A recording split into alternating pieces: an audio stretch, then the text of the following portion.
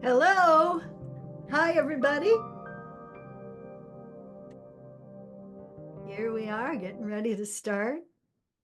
It's great to see you. I'm glad to be back with you.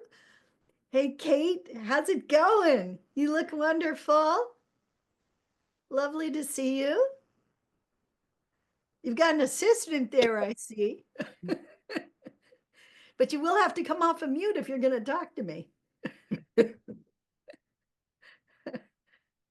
Hey, So, hi. hi there. That's Shannon, my daughter. Hi. I'll try I've to. never met I you. How know. great. Yeah, I've heard a lot about you, of course. Oh, Shannon, what a delight to meet you. And for Likewise. those of you who don't know Kate Zenter, this is one of our great practitioners in Massachusetts. She's super fantastic, supercalifragilisticexpialidocious level. Woohoo. Thank you. And then we've got Elisa Arduni, our practitioner in holding Paris together.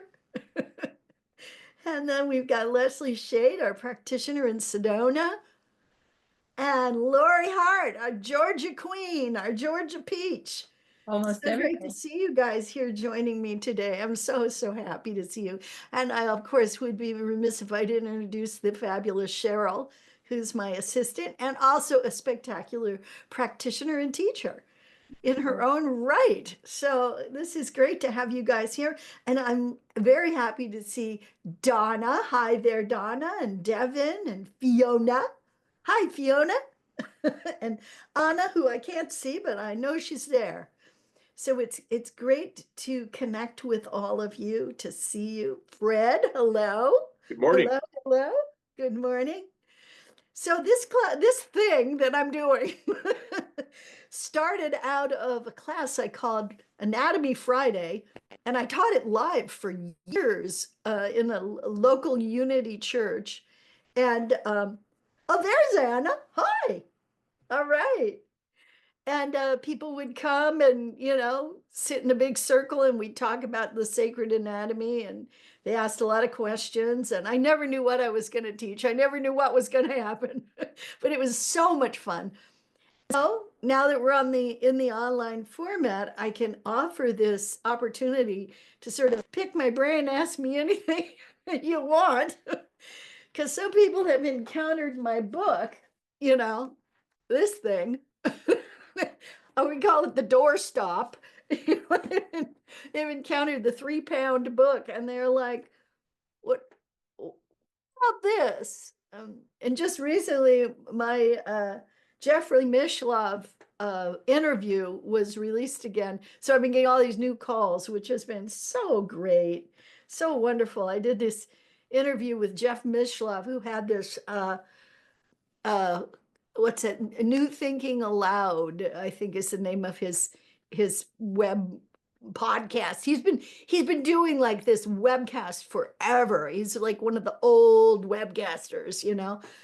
And his specialization has always been the new and unusual. He has a in PhD in the study of psychic phenomenon from Berkeley, if you can even imagine that. He's the only PhD in that. So he's kind of got some cred, in the educated folk circles. And what's wonderful about Jeff is that he knows a lot. So he asks really super intelligent questions. So we did an interview based on the book. He liked the interview so much, he said, could we just do another interview? So we kept going. We did a second interview. And after the second interview, he said, I never do this, but could you do another interview on the book?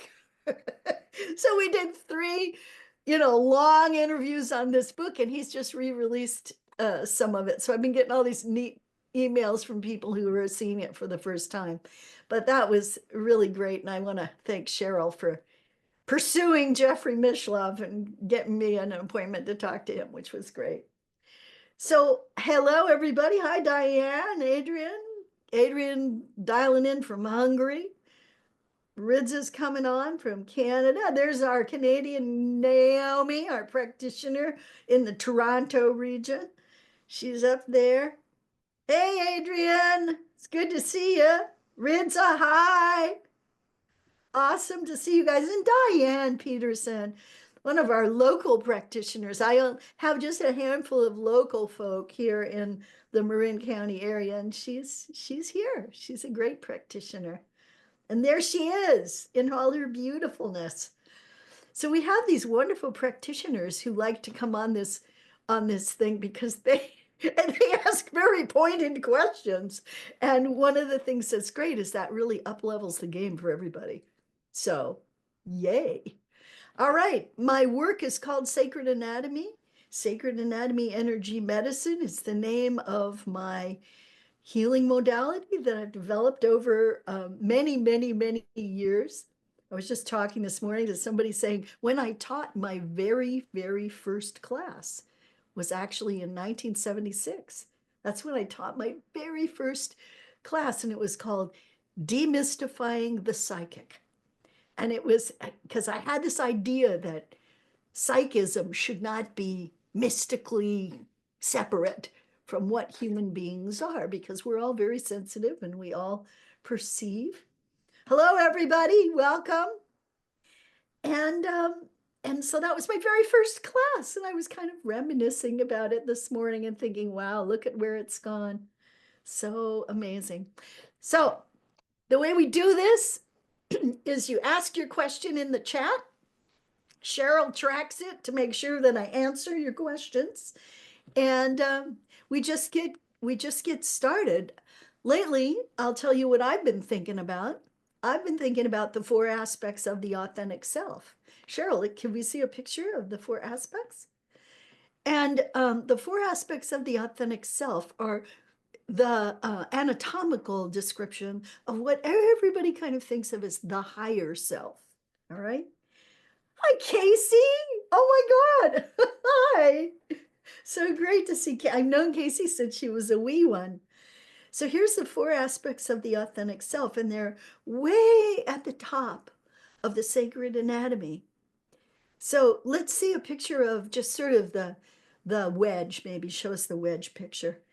So there's a perception of the sacred and the subtle that it's very foggy and very hard to define. And some people have done a little bit of that, but I'm the one who's spent 45, 50 years now, over 50 years, mapping the sacred anatomy. And so what we're talking about today is how the sacred anatomy functions, but also how we function in the context of the sacred anatomy and what that means and what we can do with it.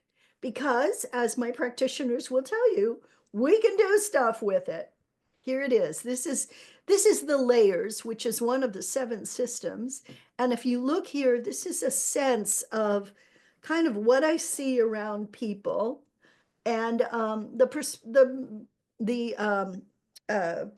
perspective's a little off because we had to make it fit on a page. So the little guy is actually much littler, and the whole size is much bigger. So what I see around everybody all the time is 20 feet out. If say I'm in a stadium or an open field with a bunch of people, I see these huge spheres around people that are about 20 feet left, right, up, down, front, back. And that's sort of an idealized version. What I actually see around people, thanks, Cheryl, you can bring that down. What I actually see around people is much messier than that. People are pretty messy. And I see this kind of like amoeba-esque kind of thing around people. And it pulls in and adjusts itself. So if you have like 15 people in a small room, you don't have these big 20-foot structures. You have smaller versions of those because people morph like Gumby. You remember Gumby from the 60s? Gumby turns and twists and morphs and changes how you need him to be. And that's what our structure does. Our structure comes in, it expands out, and it sometimes has to do with how you're feeling about things, but mostly it has to do with what space is allowed you. So if you're in a very tight space, you'll be smaller. One of the most interesting people that I've ever met in my life was Robert van Zanten, and Robert gave me permission to speak about him before he died. Robert was, when I met him at 77, and he was experiencing a resurgence of cancer and was wanting to clear up as much karma as he could before he died, because he knew this was going to take him out. So Robert and I worked very intensely together for about a year and a half. And we did that. We worked very hard on his karma. And during the course of doing that, I learned Robert's story. And his story was that during World War II, Robert lived in Holland. Van Santen, very Dutch name. He lived in Holland, and he was also Jewish. So he and his younger brother, at age 17 and 15, hid in a closet that was covered over with siding and made to look just like the wall. And they hid in the closet, and they got out every now and then through like a hole in the closet down into the basement of the house. But he lived in that closet. And Robert and I talked a lot about the subtle anatomy, the sacred anatomy, and living in such close confined space. And Robert said that the only way he survived was by getting out of the closet. And the way that he did that was that he expanded his awareness into the sacred and the subtle anatomy. And he listened to the direction of his higher self. So the four aspects of the authentic self is what I call the higher self. And his authentic nature kept him safe. And he lived in that closet for close to 2 years before the Nazis finally discovered him and took him to a concentration camp. But it was shortly before the end of the war, and he was not harmed, and neither was his brother, other than being traumatized by that experience. But he was a phenomenal guy because he had developed sensitivities that most of us don't develop because our lives are kind of okay. We're not being put in a closet, right? But he had to learn how to get out of the closet. And that's essentially what I had to do. When I was a little girl, I was put into a box in the barn. And the box in the barn was a feed box. If you've ever seen a feed box, they generally look kind of like a coffin, kind of long. And my grandmother, who was profoundly gifted as a psychic, wanted to increase my abilities. So she explained to me she would put me in this box in the garage. I mean, not in the garage, in the barn. She would put me in this box in the barn, and in the barn, I would have to get out of the box. I would have to figure out how to get out of the box. Now, I was 8 years old when she did this. And so I was locked in the box, and it was frightening, it was terrible, it was traumatizing, but I learned how to get out of the box. I actually learned how. And later on, years later, I learned that this tribe who lives in the high Andean mountains, who call themselves the Older Brothers. Have any of you heard about these guys? They, during the conquistadors' taking of Peru, these guys went high, high, high, high, high up, way up into the tips of the mountains. And they created a community there for themselves. And they closed the gateway. They closed the door. They let the forest grow over it. They let plants grow over it. They rolled rocks in front of it, and nobody could go through. And they were kind of discovered, I don't know, sometime in the 20th century, they were discovered. And they decided they didn't want everything to do with people because they were the older brothers and they knew better than what was going on. But one of the things those older brothers do, eventually they decided to have a relationship with the other, and that was us. And when they did that, we learned some of their training methods for shamanic training, one of which was enclosing a child at about age 8 in a cave.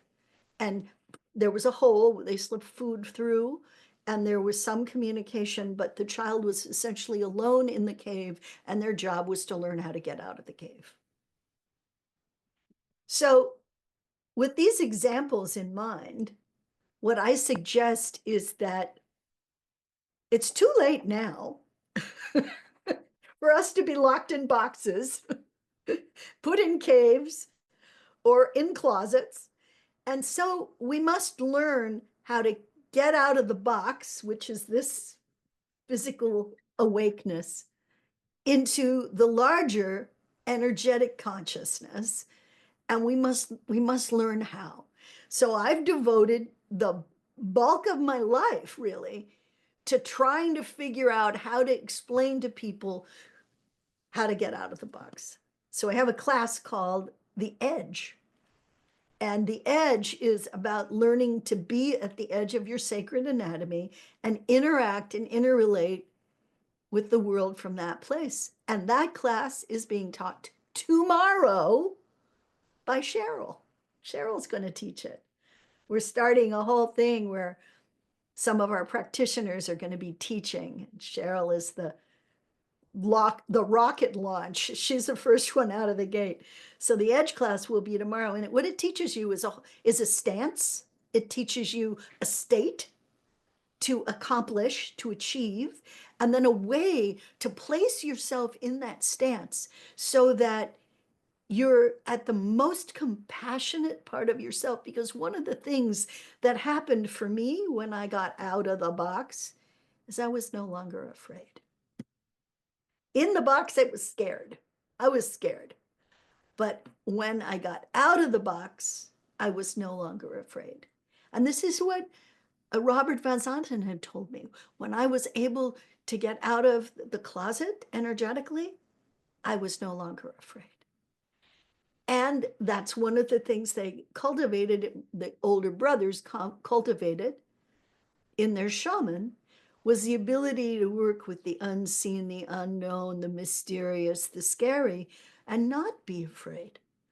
So fear is the thing that keeps us from owning who we are. So with that little blop of insight and awareness, I'm ready to start answering questions. And we'll either go down one of those roads or there'll be a new road altogether. So whoever's got a question, Cheryl, do we have any in the chat? Well, yes, I wanted to know because we have this question come up. You often say your sacred anatomy energy medicine modality is an embodied work. Why is that so important when doing spiritual healing? Oh, I love that question. I really love that. The thing of it is that we are in physical bodies for a really good reason. And that is because creation needs to manifest. How many of you are creatives? Yeah, make stuff, paint stuff, sculpt stuff, write stuff, okay? One of the things you know, right, from doing that is that you go into kind of an altered state when you're creating. You're in tune with something amazing. You're in tune with the divine. You're in tune with all creation. You're in tune with the divine creative force or source, and it's moving through you and you're being inspired. Pure inspiration comes from this really incredible place. Yeah, yeah, it feels good, right? You can't bring it out into the world unless you're in a body. You can't invite the world into your own creative hands or into your own creative eyes or your brain. You've actually got to write it down, to paint it out, to sculpt it, to bring it forth, to write the poem, whatever it is that is your particular creative inspiration. You can't bring it into the world unless you're in your body in some way. I'm always so incredibly amazed by those people who have no arms and yet paint with their feet. I always think that's so incredible because the divine creative force is the impetus, the energetic of all creation. And it's moving from like this, the universe, from the cosmos, and it comes to us. And we are co-creative partners with divine source. So to do sacred anatomy energy medicine, we must be embodied. We must be fully embodied. You can't kind of be a little bit embodied. And there are places where everybody gets hung up and stuck, you know, their belly's too big or their foot hurts or, you know, they got an earache or there's something. There's always something, right? But if you can embody your essence, your presence, your spirit into your physical body, if you can bring that divine creative force in and out, right? Magic happens. And it maybe even gives you a career. So this is an exciting manifestation of soul purpose, isn't it? Now, I know Kate Zenter has spent a gazillion years making art, and she is an extraordinary painter. I love Kate's work. And here she is right here. Kate, tell us about that creative process. I wasn't expecting to be get caught. Well, look out. Yeah, right. Um, One of the things about being an artist is that it comes to you. It just follows you around until you recognize the fact that you are capable of finding out what you are made of. And one of the things that I found most, I was always waiting for the opportunity to learn how to bring in or send out and expand my structure. So it made a big difference when I realized, wow, I'm a lot more than I thought I was. And it was very satisfying. I played with it a lot and finally realized, wow, it's always just there. I don't even have to call it anymore. It's part of me and who I am. So Desda, that's Yeah. good enough. Yeah, baby. Thank you. That was some beautiful language. I loved that. I love what she said. Especially love the part about expanding your structure and really doing art from that expanded plate. I mean, that's where we have to be completely in our power and in our alignment. But that doesn't happen without a physical body, you guys. This is why we need to have sacred anatomy, energy medicine be an embodied work, because it's a real creative act. When you're supporting transformative action in someone, that's extremely creative for them, for you, and for the space you're in. And so if you're not embodied, you can't hold that space for their transformation. Right? All right. Cheryl, have we got more? Yes, Olivia asks a very interesting question. How does the sacred anatomy of a mother and her young children interact? Oh, that's a good one. Let's just say it well. but here's the thing. When a woman is pregnant, she is making a baby in her uterus. The thing that is in the uterus is with the baby is the electromagnetic field. It has to be, because human beings, we have electrical impulses that are generated in every cell, in the brain, in the heart. So all those parts of our body are forming and creating, and we have this electromagnetic field. But where is the sacred in the subtle structure? See, that's a whole different thing. The sacred in the subtle structure can't go into the mother's body because it's too big. So what it does is it clings to the edge. It clings to the edge of the mother. And there's a cord that goes down. You've all heard about the silver cord, right? So this cord goes down, information is delivered into the little forming body about karma and interesting things that family lineage is holding, and the relationships that are going to continue in the new life, and all this stuff is happening.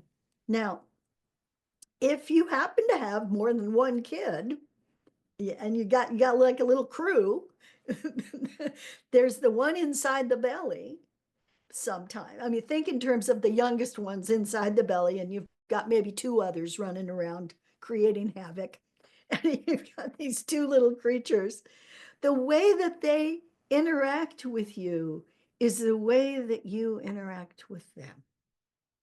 So if you're interacting at the edge with the most compassionate stance, the most awakened awareness, if you're interacting there, you have a leg up from interacting at the edge of the electromagnetic field, which is where a lot of healing work takes place in this evolving modality called energy work.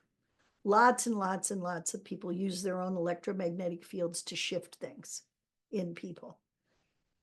And mothers often use their electromagnetic fields to shift things within their children, to interfere with their children's wild development, like get off the sink kind of stuff. Like, I'm going to pull you, I'm going to keep you up there till I get there, so the children, there's always like an element of danger, but this is often the way mothers interact with electromagnetically. It's also how we interact with each other. It's how we interact with spouses. It's how we interact with healing work. If we're healers, often we touch from the edge of the electromagnetic.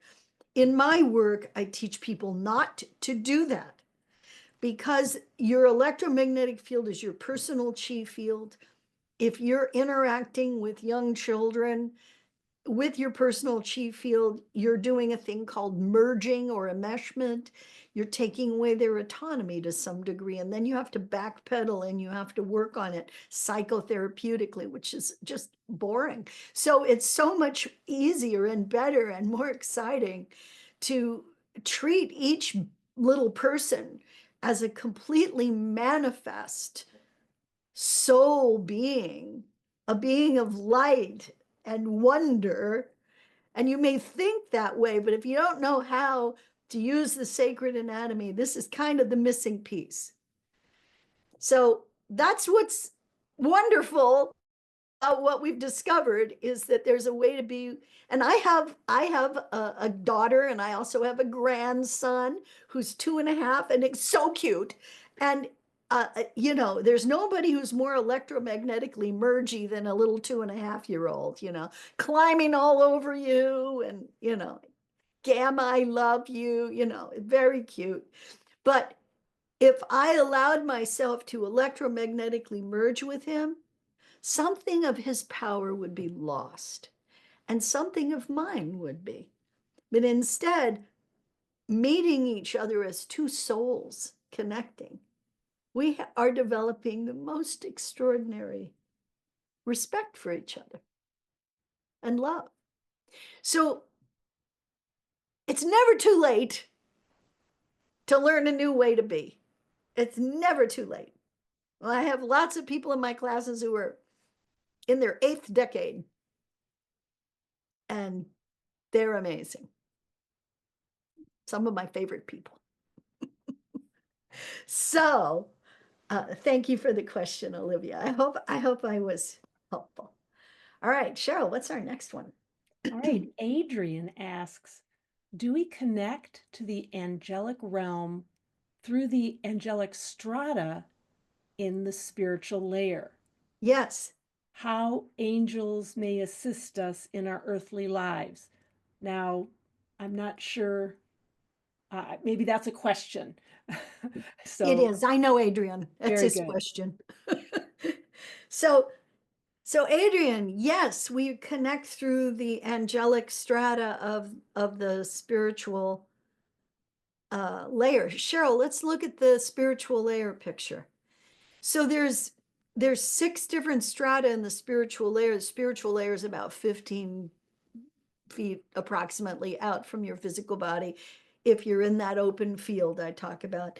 But here it is. And you have a deity strata way up at the top. Then there's the angelic strata. Then there's an intuition strata, fairy folk strata, elemental strata, and finally guides and guardians strata. So from the outside, from the outer to the inner, we're going down. So that's the farthest out is the deity. So angelic strata is next. And then there's this, you see this thing going through, that's called the spirit river. And the spirit river actually moves through much of the structure. But the spirit river is how we enter these realms. So it's like you get into the spirit river and you take like a boat to the dock in that strata. So it's a meditation and it's an amazingly good time. When I am teaching a class later this year in September called Awakening the 9 Levels of Sensing, one of the things people will learn is how to travel the spirit river. And it's, it takes hours to explain it and to do it effectively. But it's super cool because you have the ability to open the gateway and you can call it a gateway, you can call it a dock, I don't care what you call it, but you open the place that allows you access into this other realm. And many of us talk to angels and have an experience of angels. Even more of us have an experience of our ancestors, and even more of us have an experience of sort of unknown presences around us that we feel impact us. And that runs through every culture on the planet. It's everybody has that going on, from the Celts to the, American Indian, you know, South Dakota located Sioux. Everybody's got their own version of the unseen mystery. And this is the Sacred Anatomy access point. And what's great about the Sacred Anatomy is we can learn how to use it to facilitate our connections with all kinds of things. Now, your question is angels. So, how can angels help human beings? How can they do that? Well, simply by asking them. Simply by asking. And you're dialed into the Sacred Anatomy angels. So the Sacred Anatomy are surrounded by, we have angels. We have so many angels around us. And it started out as one angel. Now there's like 100,000. There's so many, I can't count them, maybe a million. There's so many angels. And so what we do is we call those angels in. And then those angels can be asked to do things and they will respond. So the question is, do you have an opening into an otherworldly realm? And that's the way that you build rapport. And it takes a while. But I would suggest concentrating on one angel, probably maybe an archangel, like Michael is a good choice because he seems to be very available, and concentrate on that angelic connection and ask for him to come to you. And anytime you ask an angel to come to you, you must assume that they do come to you. In other words, this is not a science course. We are not weighing and measuring angels. What we're doing is we're inviting an angelic intervention. We're inviting them to come to you. We're inviting them to help you. But then you must assume they have answered and be grateful for their use. So that's a big part of being able to connect with unseen teachers, guides, guardians, angels, fairies. The book that I wrote, called Magical Beings of the Natural World. I'm going to write another one called Mystical Beings, but this one's magical. And this one has instructions of how to talk to fairies, elves, devas, nature spirits, and elementals, who are magical beings of the natural world. So, I have all my personal stories about seeing fairies in there. So, it's kind of a fun book. It's meant for any age. It's meant for all people. And if you read that book, Adrian, you can begin to realize that there are these gateways, these doorways, and the angelic strata gateway may open. Thanks for the question, honey. Thank you. Give my love to Hungary. All right. Cheryl. Yes, Anna, new to the broadcast, asks excuse me, this is Donna. Excuse me. Donna asks, does anyone know, well, how to protect yourself from the vampires that can show up in our lives? Okay, so there's this whole new age thing of energy vampires, right? Not a big fan. And I tend to not demonize people who are simply unconscious. I try not to do that. So I don't label anybody an energy vampire. I don't say well, okay, I'm not going to say I don't say some things are evil, because there is evil, but I try to stay away from that. But yes, we do know how to survive on this planet without becoming the victim of other people's needs. Okay, whether it's vampirism or blood sucking or just energy scamming, and I think that the edge class is where you learn that. Yeah, that's my cornerstone work in a lot of ways.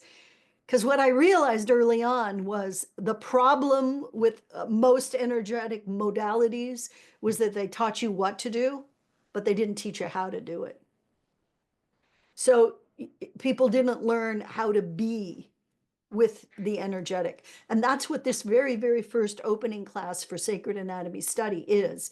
It's just a 3-hour class. I mean, it's not a big, no skin off your nose, it's not going to take much out of you, but it will teach you the 5 steps to the edge. That's what you need, Donna. That's what you need. All right. Who else? I saw a question from Mark go by, and also one from Fiona. I'd love to answer those because they're brand new to the. Okay, so Mark asks a simple question. Could you please talk about spiritual hygiene with respect to our house, its contents, surroundings, role and meaning of cleanliness? Well, I think cleanliness is a moving target for most people. But yeah, I mean, that's basically the art of space clearing, the art of clutter clearing, the art of earthwork, and all of those things are things I know how to do and that I have done and taught. But Sacred Anatomy Energy Medicine is not about clearing the space in your home. It's about clearing the space in your head and your heart, But yeah, okay. So how do you clear a site, let's say? When you take the energetic hygiene class, which is after the edge class, which, by the way, the free introduction of that is on Monday. So you're right on time here.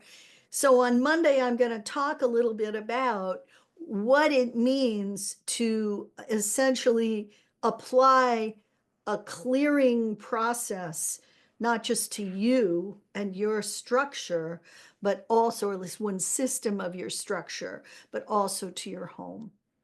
And so I do teach in energetic hygiene how to clear your home of debris, and that can easily extend to clearing your property. And there are rules, you know, you have to, if you don't own the property, there's ways you anchor the property. You can't anchor it as deeply as if you own the property. If you're the caretaker for a piece of land, it's different than, you know, and in other words, if you have paid money and bought a piece of land or inherited it, it's a different connection than if you're renting. If you're renting, you get to clear it, but you can't clear it as deeply as you would if you owned it. So there's rules, there's ways to do it, it's a whole art form. And earthwork is another thing that comes into play because the planet releases energies all the time. So this isn't even toxicity, this is just natural occurrence. There's microwaves that come out of the earth, there's gamma radiation that comes out of the earth. So there's ways to recognize that's happening and actually move vortexes that are coming up, to move them and to do those things. Some of my earliest studies, when I decided I wanted to learn how to tame the wild beast of my psychic abilities, I went to England and I studied with the Druids there. Somehow or another, I connected with the Druids. I literally didn't even know that's where I was going, but there they were. And so I learned what they do, and I learned why I shouldn't do that. One of the things that people do when they clear land is they take the toxicity into their own bodies, and that's completely against the law in my book. Don't take the toxicity of the earth into your body. First of all, you're different species, you know? Well, you're going to clear an elephant? You're going to take the elephant's energy into your body? Not a good idea. So if you're clearing land, you want to clear it at the edge of your structure. Once again, realizing that the edge is the way to go. Good. Well, we did hear from Fiona, and she says, when I ground myself after a healing or energy session with a client, I don't feel 100% grounded. Do you have any tips? Fiona, when you ground yourself, where do you ground to?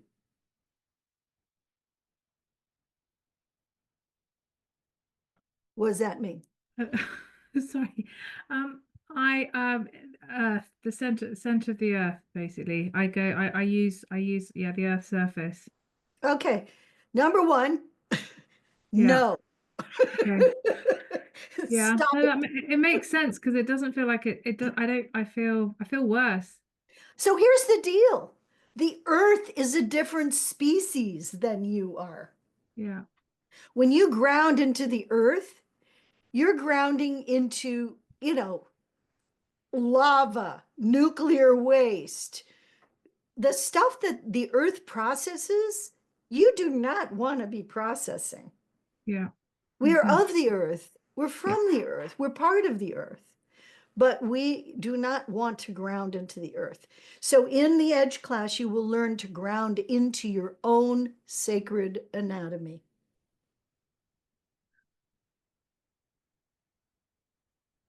And you'll have to Then, stop yeah. grounding into the earth. Okay. That makes sense. Okay. Yeah, because I'm doing it on Monday, so yeah. I Okay, know, great, I'm great. so excited. Yeah, you're doing it tomorrow. doing That's it what's tomorrow, yeah. happening. Yeah. Yeah. So here's the thing that's really interesting to note. We are the first, possibly the first human generation, or a couple of generations now, that fly. We get into airplanes and we fly, or we go into outer space, or we get in an elevator and we go up 50 floors. Yeah. What happens to your grounding cord if you have grounded into the earth when you go up 30,000 feet? What happens to it? I'll tell you. You drag it through the whole landscape that you're, if it's staying intact, or Yeah. it snaps and you're Yeah. ungrounded. And people who do this ground into the earth when they fly, they're very disoriented and they have a lot of difficulty coming back from flying. And they have to kind of reprocess all these things and do clearings and all these, this crap. And basically the whole problem is solved if you just ground into your structure. Okay. And there's a way to do it. There's a place to do it. That's the thing about knowing the anatomy of the sacred anatomy. Mhm. And the book I wrote is basically encyclopedia. And so when you know where you're going, it's easier to get there. So I'm glad you asked the question, and I think you're gonna really dig the class tomorrow with Cheryl. No, looking forward to it. Thank you. Yeah, it's 45, 50 years in the making, so there's a lot of work that went into that class. All right, who else has a question? I want to hear more questions. All right, Kirsten asked, she wants to hear more about the stomach. All right, Kirsten, one of our practitioners. And I'm so happy to see you today, Kirsten. Thank you for coming. So the stomach. Let's see a picture. Why don't you show a picture of like the template maybe with the stomach in it? So the stomach is fascinating. It's about 7 feet long. You see this sort of like slug-like looking thing in the middle? That's the stomach, and it goes from above your head to below your feet. It's it's about 7, maybe 8 feet in length, 9, something like that, depending on how big you are. And it wraps around the core. It's inside of the core sheath. This is a little larger presentation than you would normally have. Cheryl, let's see another picture of the stomach. If you have the newer stomach pictures, that would be the ones to show. And the stomach, yeah, that's perfect. The stomach this is the interior of it. It has 3 different sections: function, purpose, and wisdom section. And here you can see the red, which is the purpose section, the blue, which is the function section, and the yellow, which is the wisdom section. So there 3 sections within it. And the function of the stomach is to personalize and initialize energetic that comes from the source. So let's see a picture, like we'll come back to this one, but let's see a picture now of the edge. So the edge is right at the edge of the sacred anatomy, and there are these villi that reach out, and the villi attract to themselves sacred source energies. So energies are attracted, and the green ones attract more than one energy. The purple ones attract one energy, and they go through a receptor site, which is at the edge of the structure, part of the bones of light. And this receptor site is the part that tells the villi what to attract. So the villi's skill is just in attracting, but the receptor site tells it what energy to attract. Let's look at the yes circuit picture. I'm showing you a bunch of pictures in sequence so you can get the idea of the movement for the stomach. So the yes circuit is located, you can see the villi here at the very top in that little triangle section. So the villi are attracting in energies. They go in through the receptor site, and then those energies actually go into a thing called the yes circuit. And the yes circuit is like billions of little tiny threads. And in those little threads, source energies, which are very strong, very harsh in a way, harsher than what you can metabolize energetically, spin in this amazing place. And we call it the yes circuit because you have the purview to say yes. Your subtle structure, your soul structure can say, yes, I will receive universal love and light, or no, I will not receive universal love and light. So this is where you say yes to the whole thing. And then the energy goes down. You see these little funnels, this gold part here. These are separating membranes, part of what's called the framework of the bones of light. And then it goes down into these little funnel. They look like upside down Dixie cups. And the energy comes in, and before it goes into this wildly swirling soul layer, the soul layer is basically like a fuel tank. And so before it goes into the fuel tank, it quantum leaps across and goes right into the inner edge of the soul layer, and then goes down, down, down, all the way down through the layers of the structure, through the nervous system of the structure, past the elimination system of the structure, and it goes all the way down to, now let's see the e-stomach picture again, just the e-stomach. Yeah, so it goes all the way down, goes through a thing called a star point that's actually pooches out of your physical body, and it goes down a conduit, and then the conduit releases through a thing called the template heart. It releases right into the stomach.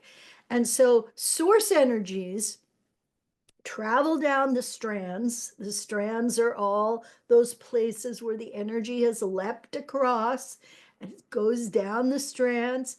And the strands basically bring source energy to the e-stomach, and the e-stomach takes it in, and then these little tiny villi that are inside the e-stomach, it bounces over the top of it. And by doing that, it goes top to bottom. It goes all the way through the whole thing. It gets down to the bottom. It goes back up to the top. It comes down to the bottom. And it may go through the e-stomach multiple times. It goes all around the core sheath. And then finally, when it is personalized and identified as yours. So the thing is if I'm receiving universal love and light, which is a beautiful source energy, I'm receiving it, it goes into my e-stomach, and I personalize it for my use because it goes out these drains. See the drains at the bottom? The brownish things, golden brown. There are 4 of them, and they goes down. The drains go down. They go through another part of the anatomy called the chi pool. Maybe we can see that illustration. You guys are getting a tour here of the elimination and nervous system combined together, creating a digestive system. So it's quite interesting how these 2 systems work together to digest source energies, which essentially makes the fuel that we live on. So anyway, the drains go down through this chakra down at the bottom of the structure. We have 13 chakras. The one at the bottom is called the chi pool. And the energy goes through the chi pool. And then there we go. Here we go. So the drains are, no, there's no drains there, Cheryl. Shoot. There's the tail, the grounding tail. There's the roots coming down. We don't have the drains, damn it. Anyway, forget about it. So the drains come down. They go into the chi pool, they go through filtration, then they go out into the soul layer. And the soul layer shows the jewel, the big jewel. So then the soul layer swirls and glistens and glitters, and it's all different colors because the colors come from the core. So the core releases at the top all of this individuated source energy that comes from the core, which is the totality within us, the divine within us, and then the individuation, which takes place right by those 4 aspects up at the top. And then it goes out into the soul layer, and that's what we look like. So that's what we look like, floating in space. That's what human beings look like to me. When I look at you, that's what I see. And the rainbow energy in the Tibetan culture is called Jalu. It's called the rainbow body. And that's what they're talking about. They're talking about this rainbow body. We call this the jewel because it's quite beautiful. It's written about in the Rig Veda. But that's how the e-stomach functions. Yeah, thanks to Cheryl for the quick activity on the changing the pictures. It's really fun to have all those pictures to be able to show you because There's just like no way that you could, like, you'd have to climb inside my head to see it. So I spent a lot of time drawing these pictures and then working with a graphic artist, Kim Glass Chu, who is, I've been cultivating her since she was 16. I've been working with her now, she's in her 40s. She's just a spectacular, computer graphics gal. All right, do we have another question? Thanks, Kirsten. That was super. No? No more questions in the chat. I believe I have asked. Well, we only all of have a them. few minutes left, but is there one we can take from the floor here? You got a question? Anybody want to raise their hand? Anything you want. All right, Fiona's got her finger up. Oh, and then Elisa. Go ahead, Fiona. Hi there. Thank you. I hope I've got your book and I'm on my own journey, and so it's lovely to be here. I've a few months ago I had what I can only describe as a visit from another realm. With my ears are very sensitive, and it was like a radio wave, and I heard a message come through. But that's not happened for a couple of months, and so sometimes things happen and visions happen, and so I want to know what is good in the anatomy wise to keep yourself consistent, grounded, in order to be in flow. Well, the edge practice is numero uno, that's the first one. And then energetic hygiene, which kind of kicks off on Monday with the free class, it's really good to learn how to take care of yourself. Yeah. So that's what that class is about. And, to be honest, I've taught these classes in over 6 weeks. I've taught them over one day. I've taught them over hours.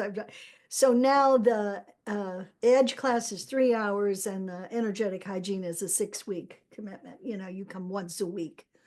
And during it, I teach you how to dowse. If you don't know how to dowse already, I sell these dowsing rods that we've had machined. They're sort of the finest dowsing rod made.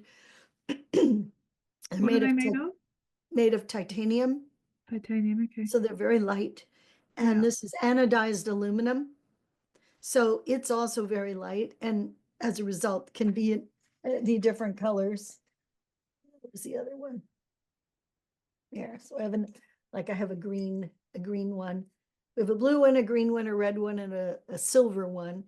At different times, we only have one available, or, but all those different colors are available. And on the side of the red one, this one, we have embossed on the anodized aluminum, Gate Gate Paragate Parasamgati Bodhisvaha, which is, toward the one, right? And it's in Sanskrit. And so every time the dowsing rod turns, it's like a prayer wheel, sending, onward toward the one, which is what that prayer basically means. So you learn dowsing in that class, you learn how to bring in energies effectively, but mostly what you learn is how to be at your edge and do things. You learn to clear the layers, which is the first clearing that I teach. And just so much more. I can't get into everything you're going to learn. You come on Monday and hear the whole thing described, There was another question. Yes, from a couple other questions. Mark was asking about the pendulum versus the dowsing rod, and Naomi had a question about core meridians. I don't know how much time we have left. Oh, I'm just going to answer all the questions, so I don't care about time much. Okay. Well, So, then let's. I'm going until I'm done. But Eliza had her hand up first. Yes, Elisa asks, how do you interact normally with your 4 aspects? How do I do that, or how does one do that? What is your question, Elisa? Which one is that? You do that. Oh, how do I do that? Oh, I just talk to him all the time. Okay. I always say, what? Say that again. Are you sure? But basically, when you interact with your four aspects, it does put you into a slightly altered state. You know, there are many different states of consciousness. And in Awakening the 9 Levels of Sensing, I work with 9 different states. So when you learn the edge practice, that's a state. That's an altered state. And the thing is, when you get good at being in altered states, and some of you are in altered states, maybe even right now, but you're not maybe good at it. So you got to get good at it so you can come in and out of an altered state without losing your cookies, you know? You got to be able to keep the cookies intact. So one of the things that I started doing when I was younger, so I don't know, it seems like I've been alive a long time, but anyway, in the 60s, I used to do psychic readings because it was, what do you do with psychic abilities? You do readings, right? So I did psychic readings. I started doing them when I was 19. That was in the 60s. And I kept doing them for about 17 years. And I became very well known as a psychic reader. The only problem is that people relied on me. And I became like this crutch. And so I started teaching things like, you know, the class about demystifying psychic abilities and that kind of thing, because I just didn't want people to think that they didn't have that. I wanted people to understand that all human beings are psychic. All human beings are sensitive. All human beings are empathic. It's not any great big deal being an empath, you guys. It's part of the human condition. So I think it's really important to get this stuff down to earth, you know, and start treating ourselves with the respect that we deserve. I think I got off topic. Elisa, where did you go? Here. Did I answer your question?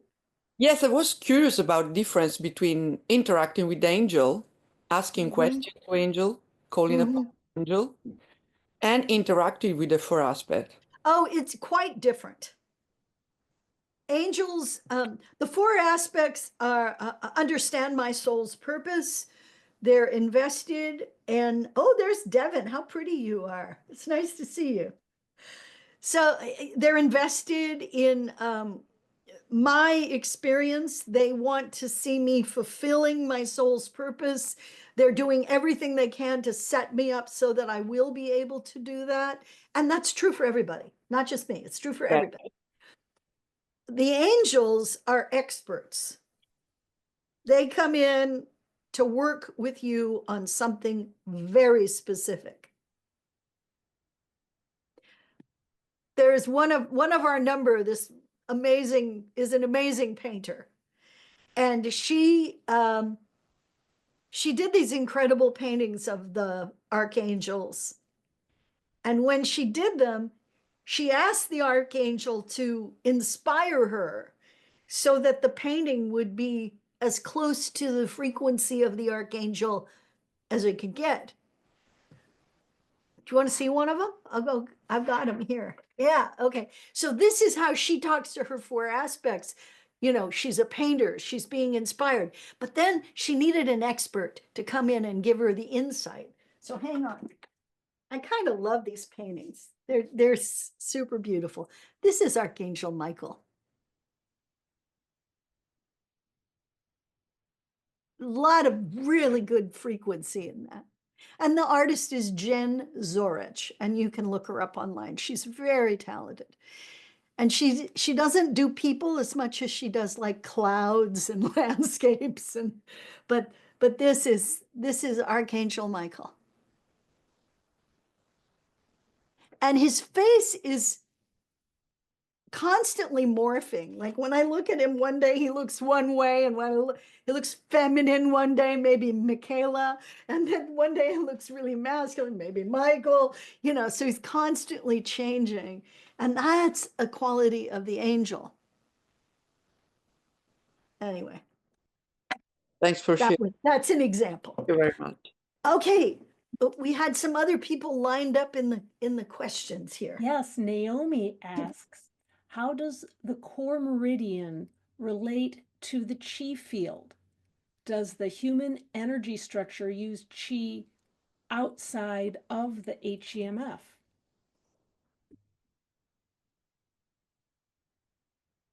Yeah, but it's different. So the chi field is electromagnetic in nature. The core meridian is not electromagnetic in nature. It's subtle energy. If any of you have ever had an adjustment from a network chiropractor, it's a pretty interesting modality. And they are tuning in to the spine and to these points on the spine that have that radiate out.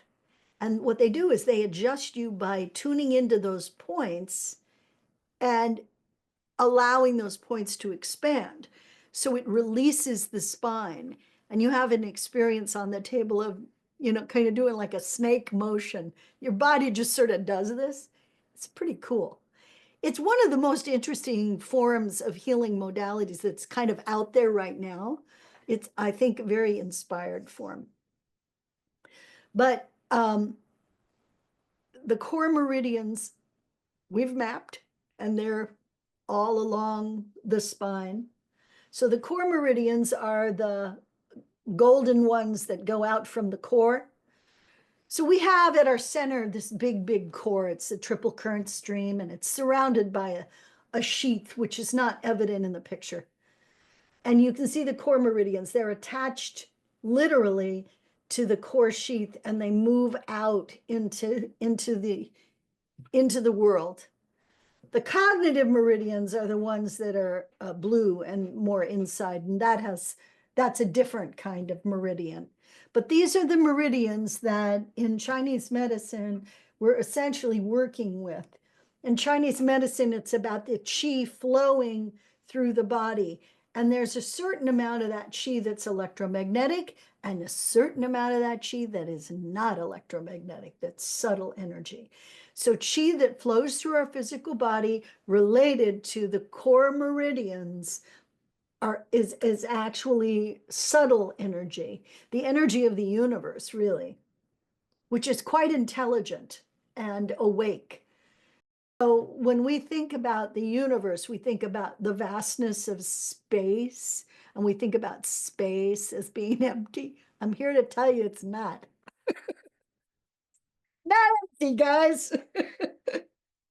And you're not empty either. And what's happening in your energetic structure is essentially the cosmos. You're your own little universe. All right, we got another question. Yeah, here's a short one from Mark. What about a pendulum versus a dowsing rod? Well, the problem with the pendulum, Mark, is that when I work with the dowsing rod, it's like that. And I've had pendulums snap and fly across the room and hit people in the head.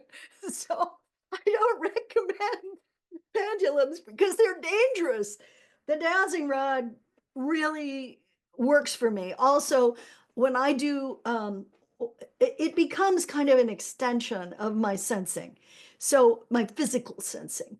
And so when I use the dowsing rod and I'm getting a read, I'm reading all the way down the shaft. So I'm reading this is essentially the core of the sacred anatomy. I read down it.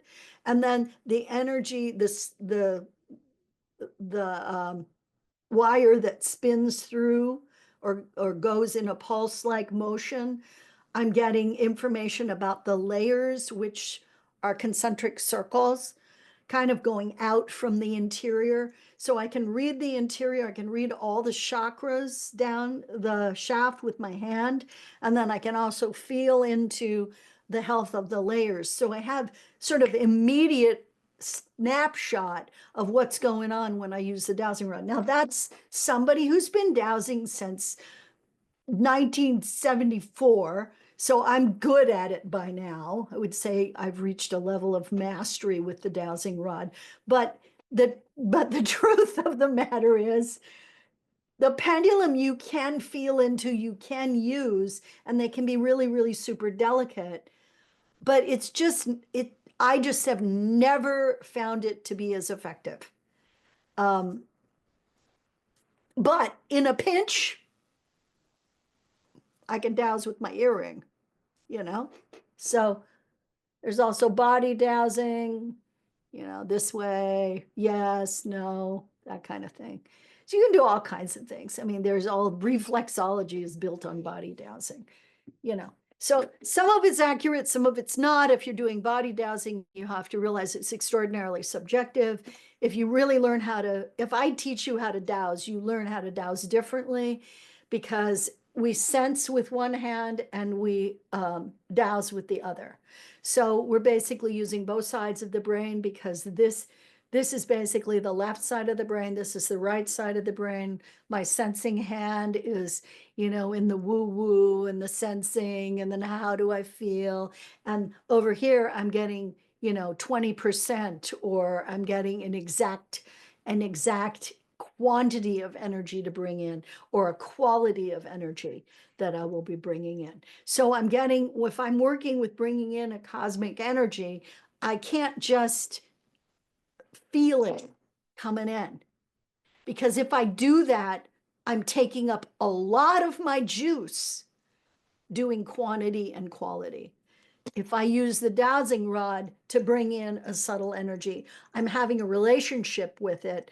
But over here in this hand, which I'm hardly paying attention to, it's showing me to keep bringing that energy in. It still needs to come in, but I don't have to do that with my sensibilities. So really learning how to sense and how to apply the capacity of sensing, the dowsing rod can really help you kind of organize it, delineate it, and give you distinctions that you might not get with a pendulum. So there you go. That's my answer, Mark.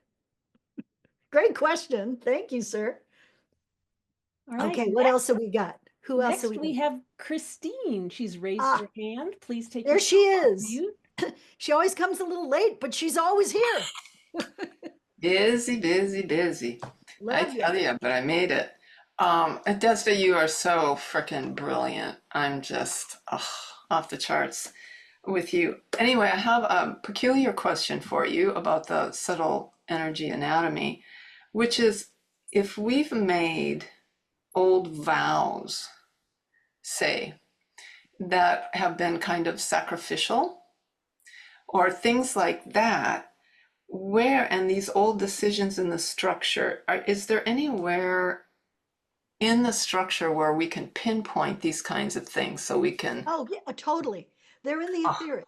They're in the etheric. ah, And the etheric layer is not right next to your physical body. The etheric layer is way the heck out there. It's actually at the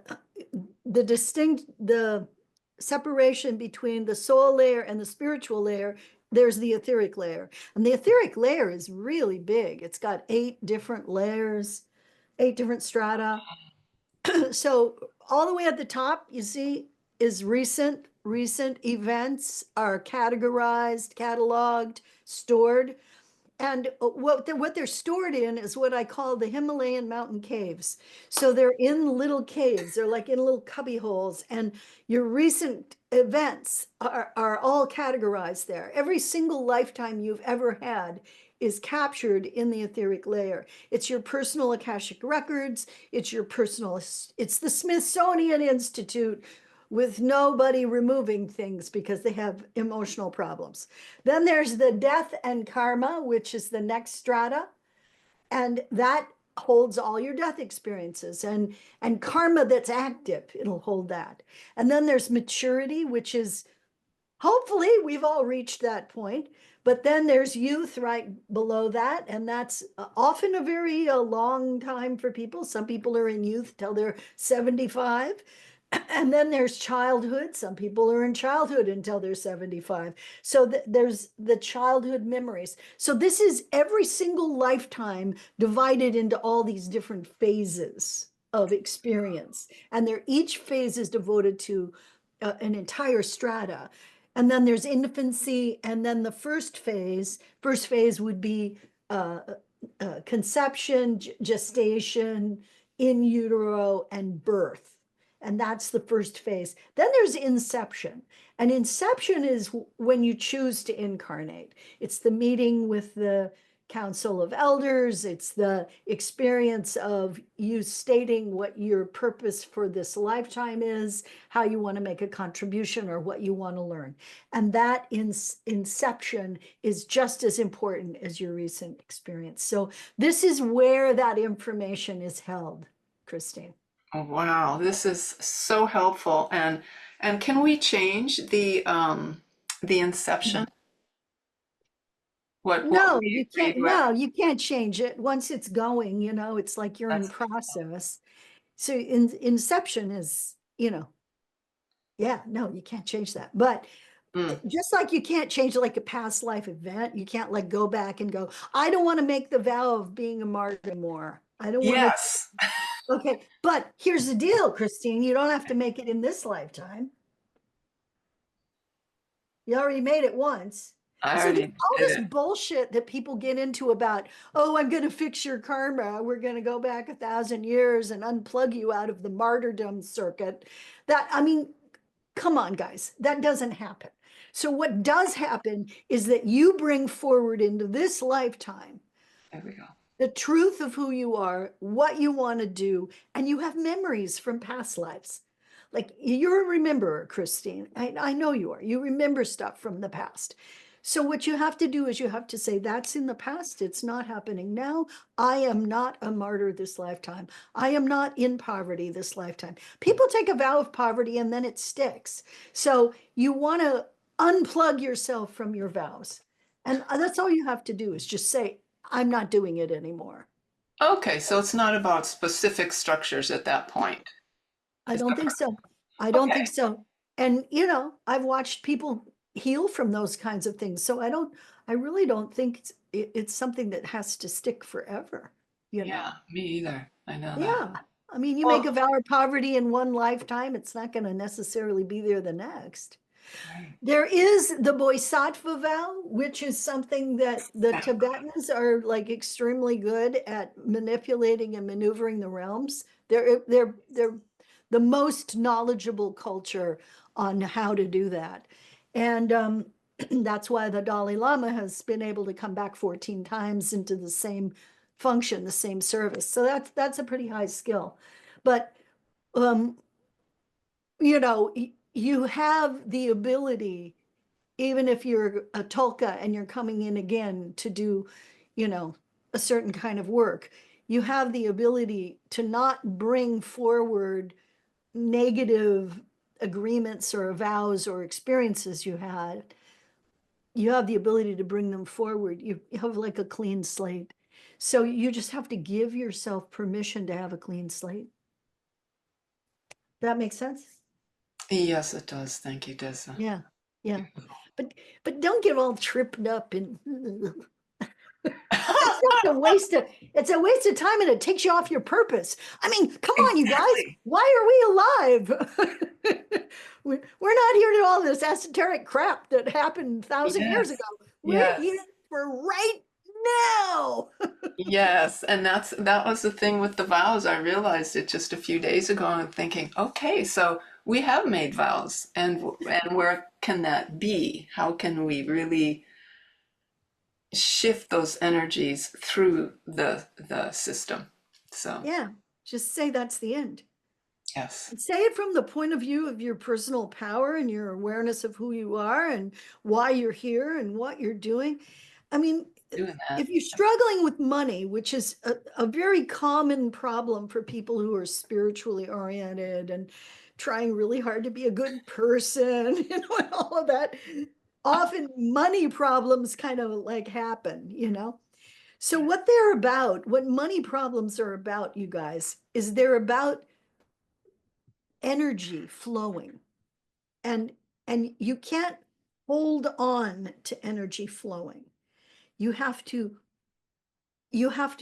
accept abundance in every area of your life with open heart and hands, an open mind. You may not get what you think you need. but you will get what's right for you. So it's a matter of, with open heart, minds, and hands, you know, allowing abundance, allowing good, allowing happiness, allowing a partner, allowing all those things, allowing them to come to you without an attachment. It's about releasing attachment and not having attachment to a result. Well, I think that might be the coup de grace. It's really great hanging out with you guys. I love it. I enjoy it. I hope I haven't offended anybody's sensibilities you know, or belief system. But we're in a time of great transition and change. And I pray in this moment that each of us realizes the gift we have to bring and that we share that gift unreservedly with open hearts. Have a beautiful, beautiful month. I'll see you next time. We have a few announcements to make. Tomorrow, and believe me, $79 is a bargain. And Cheryl Berry is a great teacher. So I hope you join her tomorrow. And then what else we got? Energetic hygiene. Your free class, May 19th. That's Monday from 4 to 5 p.m. That's Pacific time, guys. Pacific time. So wherever you are, figure it out. And then we've got a 6-week energetic hygiene that's coming up. These are some of the things you'll learn. It's a 3-hour class once a week for 6 weeks. You'll learn to sever entanglements. You'll stop absorbing clients, friends, families, issues, pain, trauma. You learn to clear all 8 human energy structure layers. That's the picture that we're looking at.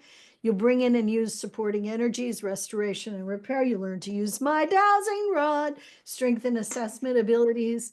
You'll learn to integrate, shift, and change, and to hold and witness transformation. It's an extremely important class that teaches you lifetime self-care rules and tools and ways to be. The prerequisite is the edge practice. You must know the edge practice to do this class because we're going to be using it at every turn. All right. I hope you come. And then here's my book. There's my book on God forbid, Amazon. So that's where it sells. Sorry. And it's been called the Grey's Anatomy for energy workers, which is kind of a cute, that's kind of a cute thing. And then there's Magical Beings of the Natural World, again on Amazon. 6 steps for calling on magical beings. And there's my dowsing rod. It's only available from Sacred Anatomy Mercantile. You can get it at yoursacredanatomy.com. And it truly is a hot rod. It's the finest dowsing rod I've ever used. And I have an entire drawer filled with dowsing rods. So I actually know what I'm talking about. All right. Thank you for coming. Next one is July 18th and then August 15th. June And it's always- 20th is actually the next. Oh, I'm sorry. I missed it. June 20th. Thank you. So June 20th, come and see me on June 20th and tell all your friends this thing is fun. You know, it's free. All right. Lovely to see you. Thank you so much for being here. I'm glad to get to know some of you. And I hope you guys enjoy the Edge class. And I look forward to more and more and more. And some of you have reached out to me personally. And I'm always flattered. And we need to make a date or time to talk. And that needs to happen because my schedule is like insane. So I'll see you. Hopefully I see you very, very soon. And we talk intimately soon.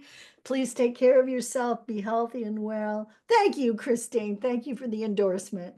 Love you guys. Naomi, say hi to Tom for me, will you, please? All right. Devin, nice to meet you. Mark, great to see you. Fiona, good to meet you. Fred, awesome meeting you. And Casey, so sweet to see you again, darling. You're just so, Thank you're you. so beautiful. Thank you for coming. All right. Have a good day.